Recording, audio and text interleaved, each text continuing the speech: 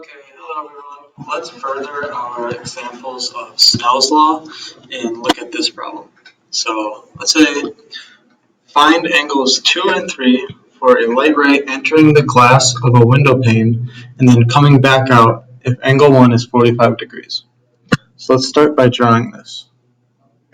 Okay, so let's say that this is our window pane and the n value, the index of refraction for glass is 1.5. Let's say that with respect to this normal, it is coming in at 45 degrees. So our beam of light is coming in from air, like that, into the glass. So as we said earlier, what will happen in terms of which way it will be refracted? Will it refract towards or away from the normal? And the answer is it will refract towards the normal, like that. Okay? And now we have a new normal, and when it leaves the glass, it will refract away from the normal, like that. Okay? So in this case, the angle with respect to the normal here is theta 2, and we have to find that. So let's start by doing that. So using Snell's law, we have we have n1 times sine theta 1 equals n2 times sine theta 2. So beginning in air, n1 is just 1 times sine theta 1, so sine of 45 degrees, equals n2, so that is the medium that we're going into, which is glass, so 1.5 times sine theta 2, and that's what we're trying to figure out right now. Okay, so then we can rearrange this for theta 2, and it's going to be the sine inverse of 1 divided by 1.5 times sine 45 degrees. Okay, so let's see what a calculator gives us. So sine of 45 divided by 1.5, and the sine inverse of that value gives us 28.13 degrees. 28.13 degrees. Okay, so in that case, it does make sense. The light ray in the glass is refracted towards the normal. Okay, so this angle right here is going to be theta 2. And because this is just a glass window pane, the sides of it, like this side here and this side, are parallel to each other. So in that case, this angle right here is also going to be theta 2. So those angles are the same.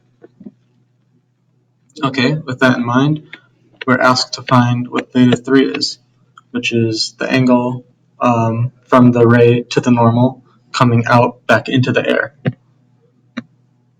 So let's calculate that. So again, using Snell's law, we're going to use n2 sine theta 2 because we're starting in the glass, equals n3 sine theta 3 because we're going back into the air.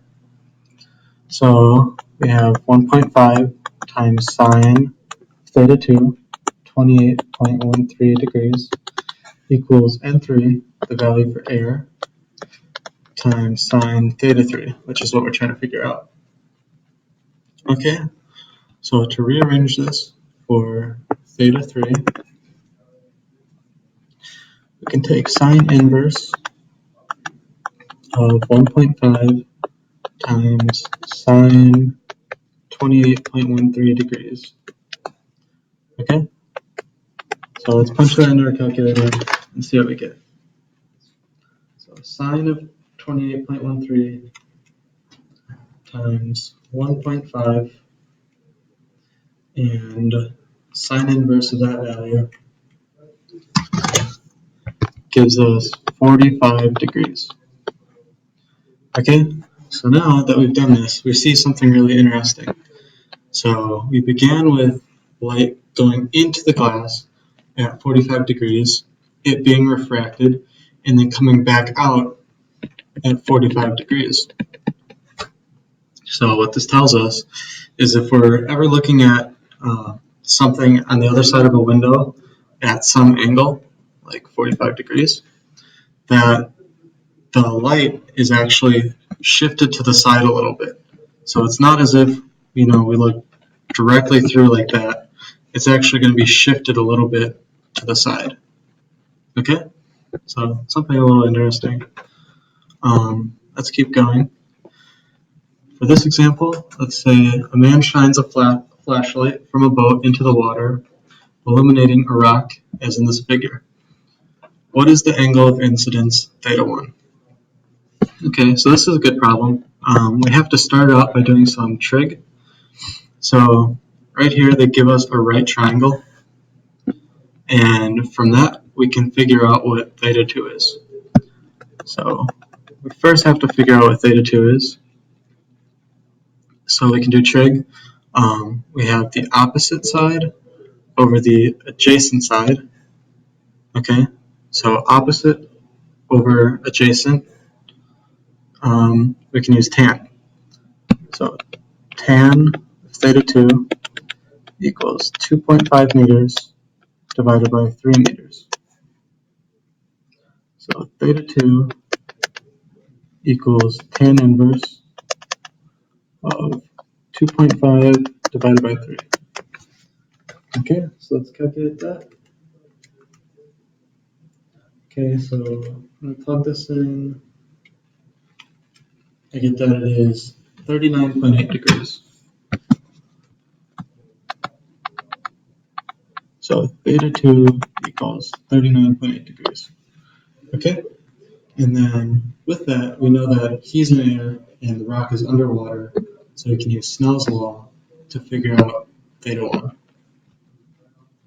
So starting from where the light is coming from, we have N1, the N for air, times sine of theta 1, which we need, equals N2, the N for water, so let's just fill it in. 1.33, and this will be 1, times sine of the angle we found from trig, theta 2, 39.8 degrees. Okay, so in that case, theta 1 equals the sine inverse of 1.33 times sine of 38.8 degrees. Okay, so let's plug in these values. So sine 39.8 times 1.33 and sine inverse of that value gives us 58.37 degrees. Okay, so now we know the light with respect to the normal that he is shining the light at. Okay, let's keep going on. So now we're going to look at apparent depth, and it's really important is this equation here, where d prime is the apparent depth. So that's what it will look like. Okay, d is the actual depth, so that's the real depth. And we have d, so that the real depth, times n of u, so whatever medium that you are observing from, divided by n of them, so the medium that you're seeing them in. Okay, so let's say the apparent depth of a fish that is 4 meters below the water. Okay, so let's draw this out. So let's say that this is us, right? And then here we have a fish. This isn't drawn to scale, but he is 4 meters below the water. Okay, so that is his actual depth of 4 meters.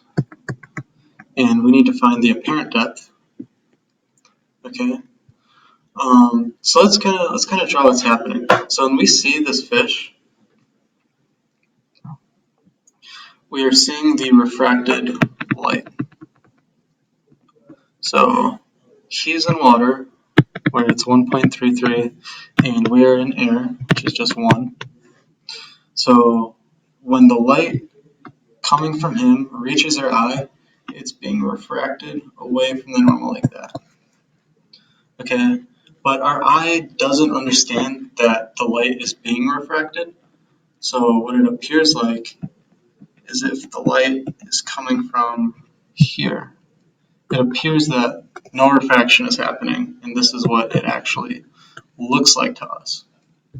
So let's figure out that depth. And it's easy. All we have to do is plug in what we know.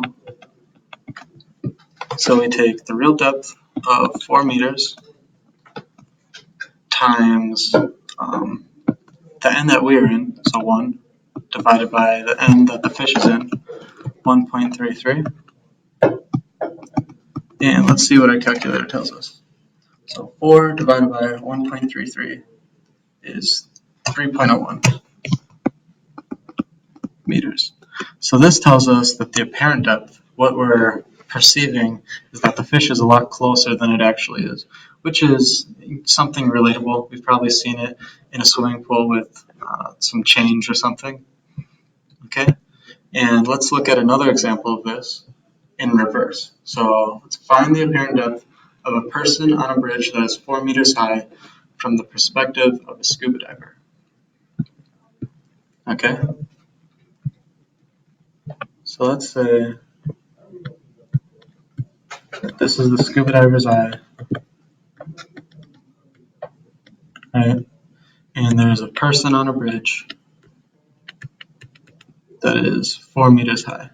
So the actual depth of the person is 4 meters, and what we see is the light coming from him and it being refracted like that. So the scuba diver doesn't actually see that. What he sees is this. The scuba diver's eye it can't tell that light is being refracted. So this is the apparent depth of the person. If we draw it back like that, that's what it looks like it's coming from. So now we can tell that the apparent depth will be bigger. And that's because we're starting with n equals 1.33, and the person is actually in air. So we're going from high density to low density. Okay, so let's calculate this. And so the n of you, the observer, is 1.33, and the n of them, the person on the bridge, is just 1. Okay? So 4 times 1.33 gives us 5.32 meters. So they appear to be standing up a lot higher than they are. All right, thank you for watching.